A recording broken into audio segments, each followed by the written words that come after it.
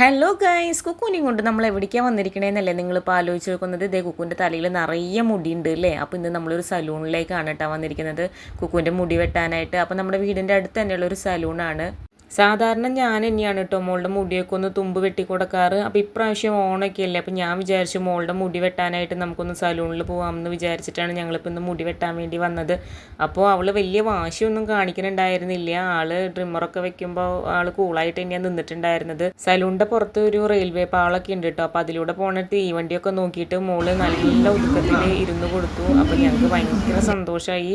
അപ്പോൾ എന്താ ഈ വീഡിയോ ഇവിടെ പോസ്റ്റ് ചെയ്യാൻ കാരണം എന്ന് വെച്ച് കഴിഞ്ഞാൽ, ഇതിപ്പോൾ രണ്ടാമത്തെ പ്രാവശ്യമാണ് അവളുടെ മുടി ഇങ്ങനെ ചെയ്യുന്നത്. ആദ്യത്തെ പ്രാവശ്യം ചോദിച്ചേരിക്കുന്നിൽ പോയി മുടി മുട്ടടിച്ചപ്പോൾ തല മുഴുവൻ മുറിവായിരുന്നു കേട്ടോ. ഇപ്പോൾ ഇതേ നമ്മുടെ കുക്കു അടിപൊളിയായിട്ട് ഒരു കരച്ചിലും ഇല്ലാണ്ട് നല്ല സൂപ്പർ മോളായിട്ട് ഇരുന്ന് കാണിച്ചു കൊടുത്തിട്ടുണ്ട്. ഇപ്പം നമ്മുടെ കുക്കു ഒരു അപ്പു ആയിട്ടുണ്ട്. അപ്പോൾ നമ്മൾ ഇന്ന് അപ്പൂനെയും കൊണ്ടാണ് നമ്മുടെ വീട്ടിലേക്ക് തിരിച്ചു പോകാൻ പോകുന്നത്. Okay guys.